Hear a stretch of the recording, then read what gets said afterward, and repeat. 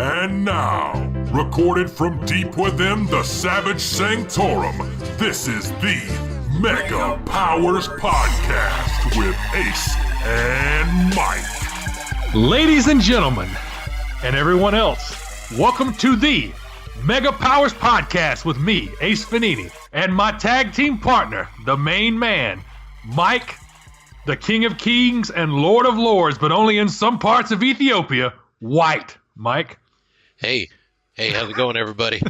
I did not expect that introduction, but, you know, being a king in Ethiopia is better than being a king nowhere else. And so, dude, hey, well, if you have like a full pack of Almond Joy, you're the king there, you know? Yeah. That's yeah.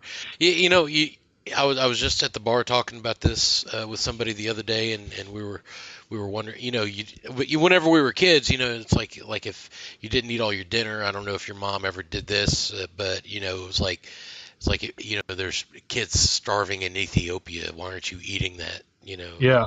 Yeah. My reply was, I mean, they're not going to eat it either. Yeah. You know? Yeah. No. I feel that because I've said that before. I've thought that before too. I don't think I ever said it. I don't think I ever nutted up and, you know, replied with that. But yeah. But like, all right, bitch, you want to play? Yeah. You want to play? And out comes a rolling pin and like, she had a paddle from Six Flags, which really seems like a weird marketing strategy. But what the fuck? Why is there a paddle at Six Flags? Yeah, well, you know, if you've ever been to Six Flags, you probably understand that answer. I've been to Six Flags. I don't get it. Yeah, I mean, well, you know, there's a lot of screaming kids there, and you know, it's a paddle kind of puts some act right in there. Yeah, man, but I don't know. I think a paddling's a bit much, man. I think like a good hearty extension cord. Well, public will get the job done. well, my mom didn't share the same views as you. The worst day of my childhood, I think, was whenever my mom told me to go get the paddle because I had one coming. You know. Yeah. And unbeknownst to me, my brother had hidden it so that he wouldn't get any more paddlings, and so hell yeah, and oh my God, I remember to this day that the blood drained out of my face, and my head got so hot whenever I couldn't find it, you know, because I knew she was going to blame me for it. It's not there, and then it becomes worse, you know. It's like it is there.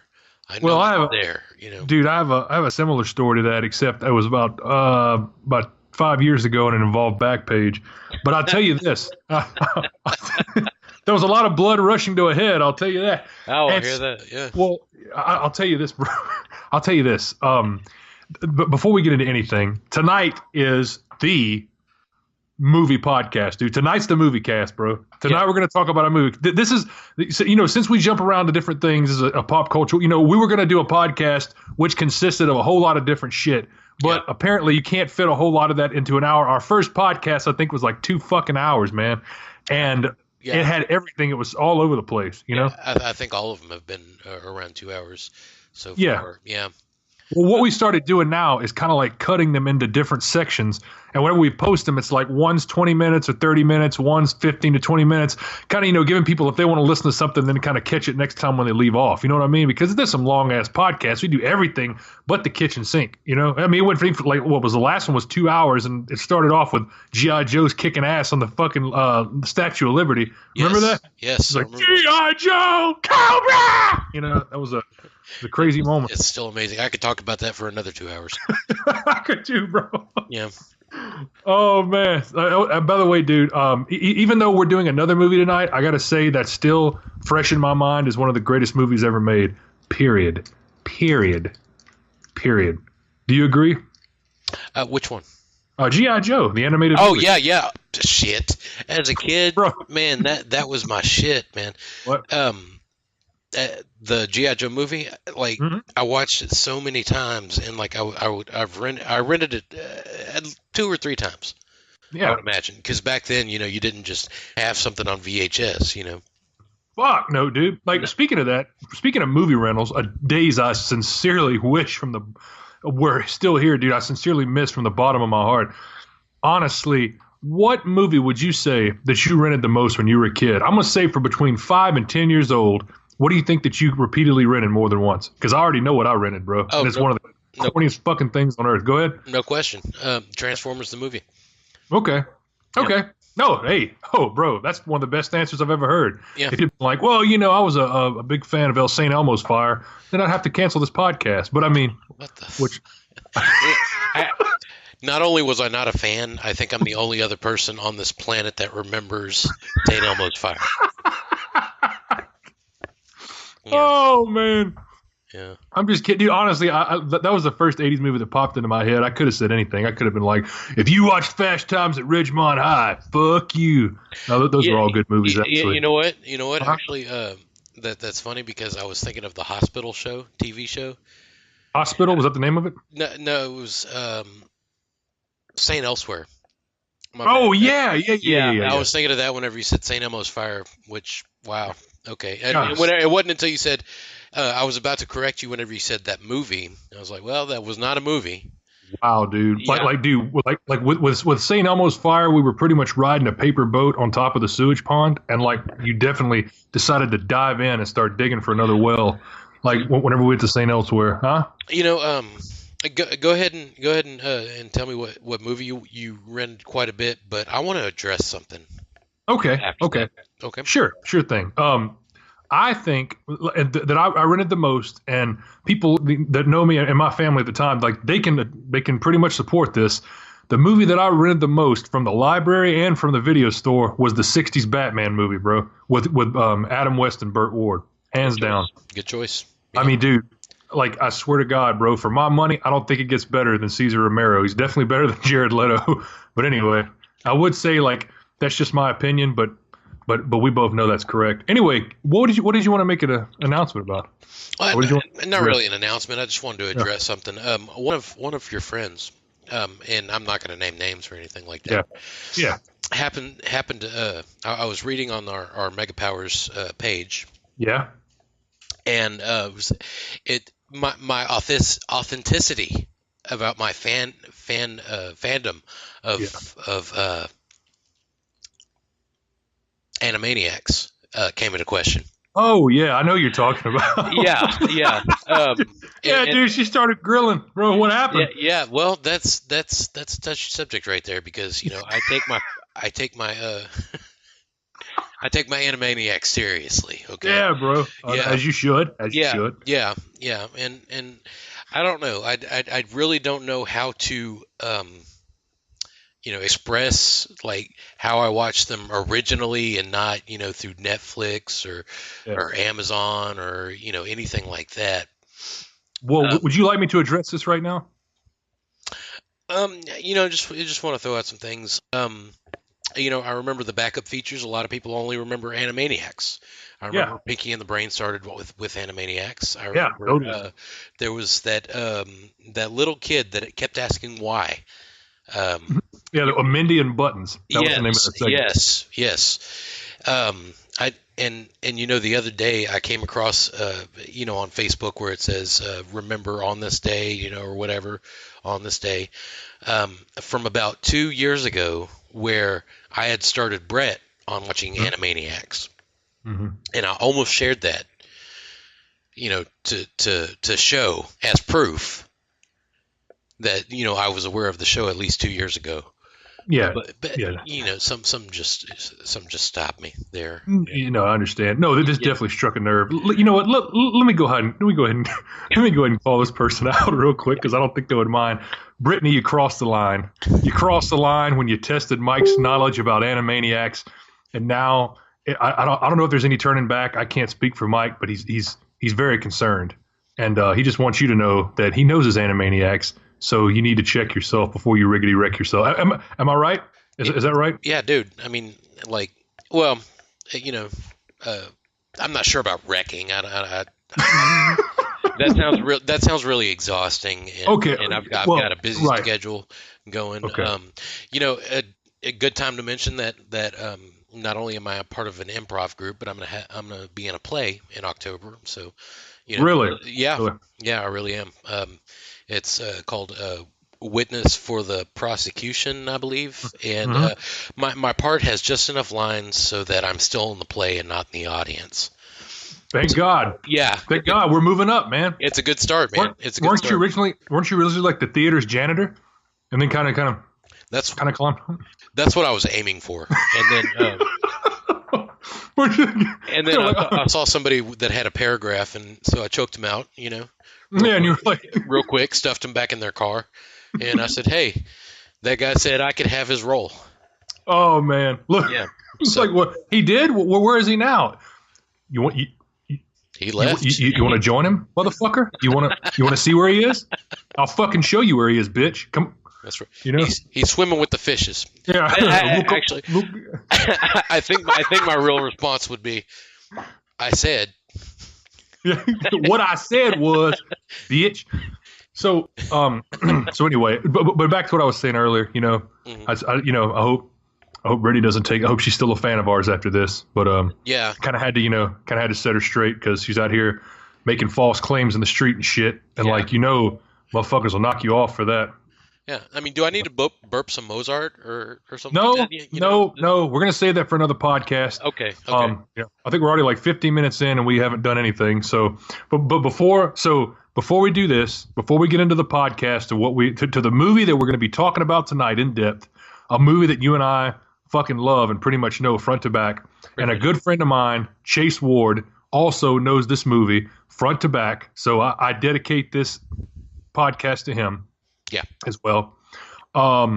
Before we do that, I think you had some news about a late and great wrestler and a manager in wrestling that just passed away while we were doing this. What happened? Great color coordinator, great manager. You mean color commentator? But I'm sorry. Go ahead. Yeah. What did I say? Color coordinator. Color coordinator. That's what I said. I mean, I'm sure his clothes matched very well as a manager, but I'm like his clothes were a bit garish. He used a lot of glitter. Let's be frank here. Yeah. No, it's Bobby the Brain Heenan. I'm not sure what he died of. Actually, somebody just hit me on Facebook Messenger that he died. It's about the second or third person that's told me that. Yeah. Bobby Heenan, just a few quick words. Mm-hmm. Growing up, he was part of one of the best commentating teams I'd ever been a part of. It's him. It was actually he carried both partners that I saw him with, all three actually. It was Vince McMahon, it was Gorilla Monsoon, and Jim Ross, and the chemistry with everybody except for Vince McMahon was just on point. I remember that. Yeah, and I remember this too. This is during like the late golden ages of the late golden days of wrestling, when the territories were starting to fizzle out. And well, this is as late as the early '90s, up until he left for WCW. Yeah. Well, I mean, what I'm saying is like there were still a couple of territory wrestlings that were still kind of, you know what I'm saying? Okay. They were still kind of around, but nothing, like no one gave a shit about them like they did the nationally televised WWF, and at the time when World Championship Wrestling was making its debut. Anyway, sorry, go ahead. That's okay. Sorry. That's all right. No, he's just a really big part of my childhood. I have stolen countless jokes from Bobby Heenan, and hopefully I'll be able to work in one or two tonight. And well, you may not even notice it whenever I do it, but I will say that's for you, Bobby. Hell yeah, do it. Yeah. I hope so. Oh, and also, just on a small note, if you want to hear some of the funniest shit that Bobby Heenan has ever said, watch WrestleMania 9. I don't know if you remember that or not. Do you remember that? Mm-hmm. Huh? Yeah, absolutely. I was watching it. I was watching it a couple weeks ago, actually. Where he rode a camel backwards onto the Caesar's Palace, onto the Caesar's Palace Arena. It was the first time they ever had a WrestleMania outdoors. Was WrestleMania 9, and Undertaker's worst WrestleMania match he ever wrestled in, which he still talks about how terrible it was to this day.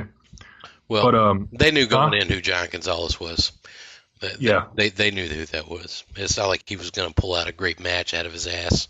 Dude, he took one bump through the whole match. There was a bump? He took one bump. Huh? There was a bump? There was...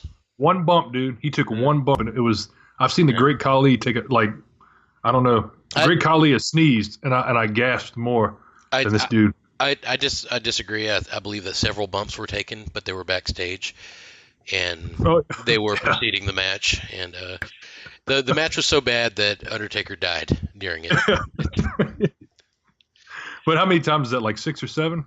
And he had 10 or 11 more to go. Yeah. There was at WrestleMania 9, and then there was at the Royal Rumble when he fought Yokozuna, where he died. And then he died, and then Kane killed him with lightning that comes from a stage, and so that was like 57. Yeah. But anyway, we're veering off. But yeah, dude. So rest in peace to Bobby the Brain Heenan. And like I said, he carried his commentation on into WCW whenever he was alongside Mike Tenay and Tony Schiavone during WCW Monday Nitro and TBS. Mm-hmm. So I mean, honestly, he was probably the best commentator there. Some people like Schiavone a lot. I don't know anybody who can unanimously say that they like Mike Tenay, but whatever. Anyway, I don't know anybody that like Tony Schiavone.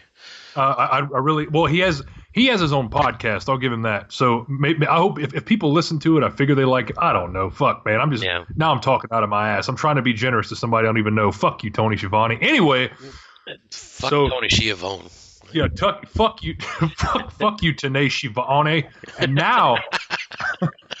now, ladies and gentlemen, on to the movie that we're going to review. All right. So, Mike, would you like to tell them what the movie is that we're going to review tonight, and build it up a bit? What movie are we going to watch tonight?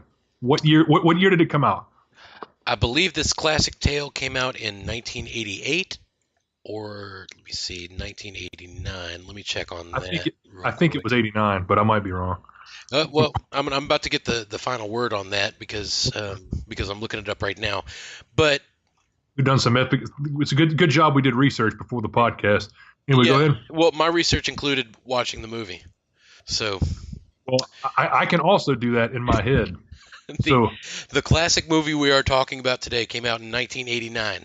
Now, 89 is what I figured. Okay. Yes. Now today, you may be looking at the comic book movies, and you start thinking, well, comic book movies started getting good with X-Men. Or, some people who are older may say comic book movies started getting good whenever Blade came out. No, you are incorrect. Incorrect as fuck. You should probably fucking smother yourself with a plastic bag or something like that, because you are so wrong. Wrong. Motherfucker. Wrong. Mike? Who was the main two characters in this movie? Who played them? What were their actors' names? Michael Keaton. And the man who stole the show. Who was it? Jack Palance. I'm kidding. Jack Nicholson. Easy, Curly. Your gold's still hidden.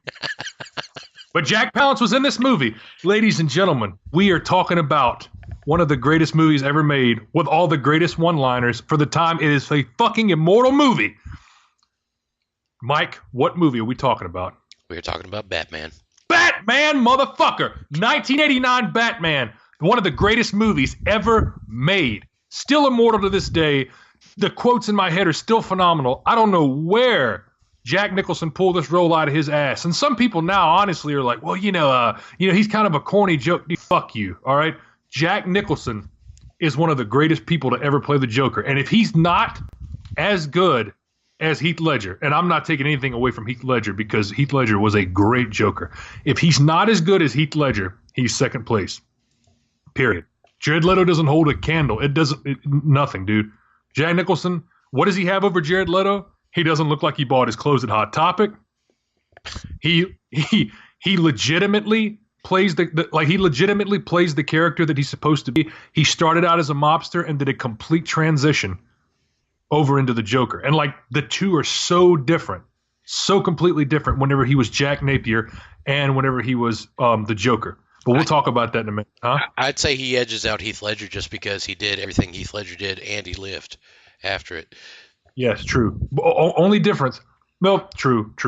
But the only thing is those Jokers were two different Jokers. And I did mention this in a previous podcast that in the comic book, Batman sat in something called the Mobius chair, which has the answer to everything. It can answer any question. And he asked the question, who is the Joker? What's the Joker's true identity? And the Mobius chair told him, which he revealed later, that the Joker is 3 different people. Now a lot of theorists are trying to make the connection that the 3 different Jokers are the 3 different types of Jokers in the movie.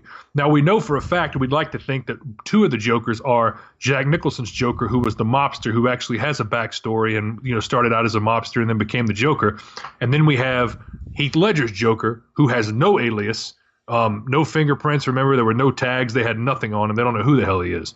Right. So it's a toss-up between who the third Joker was. Was it the goofy-ass Cesar Romero from the 1960s Batman movie, or was it Jared Leto's version of the Joker in the newest one? And to be honest with you, I don't know, man. It's sad whenever I take such a campy Joker from the 1960s and try to compare it to the Joker of today, because you would think the Joker of today would be a lot better, and they would have done more research. But I just didn't like Jared Leto's Joker. Sorry.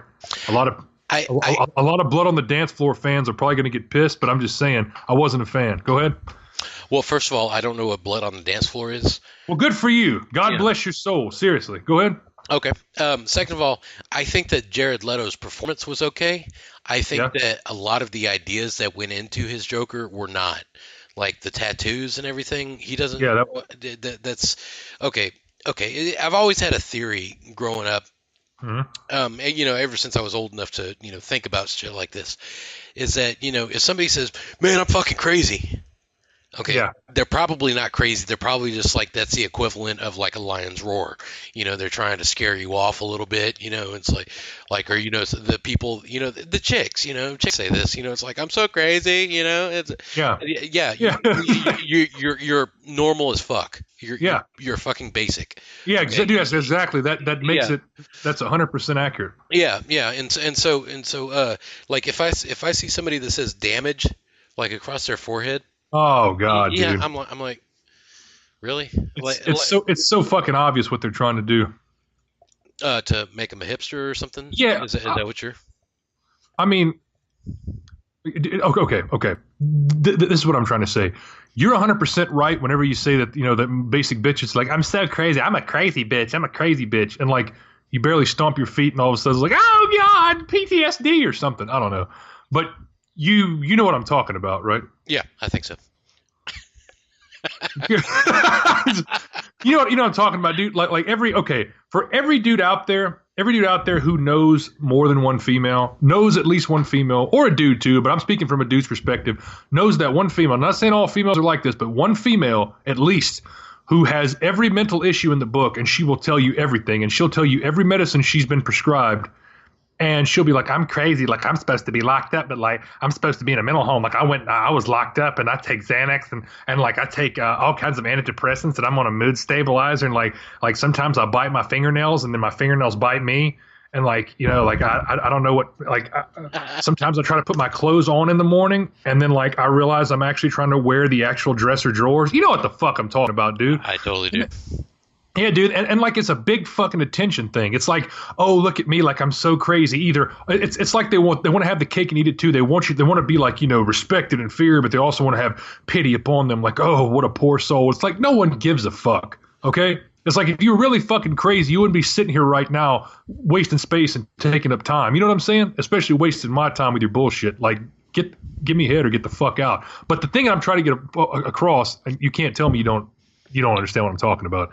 No, I think I know where you're going with it. It's if you have any crazy energy, dude, real crazy bitches are fucking crazy. They're not going to be like, oh, I'm so fucking crazy. They're going to be like, hey, how you doing? And then the next week you find, a dead horse head in your bed and shit. You know what I mean? Which is kind of sexy if you like that kind of thing. But what I'm getting at is that's the same formula they use with Jared Leto's Joker, right? And even in the movie, somebody mentioned this in a review once. This motherfucker said, blah, blah, blah, blah, blah. He's talking to Harley when Harley's chasing him down. He's like, I am an idea. And it's like, dude, can you really be more broody? Can you really try to force this entire thing? I mean, come on, bro. You know what I'm saying? It was a crock of shit to me. The movie was terrible, by the way. The movie was bad. The Suicide Squad, yeah. Yeah, I've heard very few people say they like that movie. Yeah, yeah. I kind of liked it. I mean, like I had seen worse. That's what I would say about it. Yeah, I've still seen worse. But like once I talked to somebody who said that, I finally nailed down somebody, and I was like, look, what do you not like about the Suicide Squad? And like the things that he went through, I understood. Yeah. So I can understand what makes it a bad movie. What they could have done differently. Okay, let me ask you this hard question and side question real quick. Out of the two, which one is a worse movie, Suicide Squad or Joel Schumacher's Batman and Robin? Well, probably Joel Schumacher's Batman.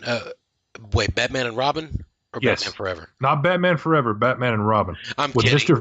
I'm kidding. It doesn't make any difference because I haven't seen either one of them. Oh, okay. I've seen Batman and Batman Returns. It doesn't matter. It doesn't fucking matter. They both garbage. I tricked you. I tricked you. Fuck you, Ace. Go. You might want to lock the medicine cabinet and bolt the knife drawer because you need to kill yourself, you piece of shit. You don't know anything. All right, I'm sorry. Go ahead. That's all right. Go ahead. You went a little crazy there. I'm crazy. I'm crazy. Fucking. Okay. Oh, you're so you're fucking basic. Go ahead. Okay. Now, I propose to you that as part of our show, and also by way of practice for me. Yes. Because I'm about to be in the hottest play of the season. Yeah. Maybe we could reenact some of these moments from the Batman movie. Okay. So what you're telling me is that you actually want to reenact some of these moments on the air. I believe we could. Okay, I'm totally down with that. Actually, yeah, I know you would be because we do it on the phone all the fucking time. Yeah. I mean, but is that really a bad thing though? No, absolutely not. No, that's the only reason I call you.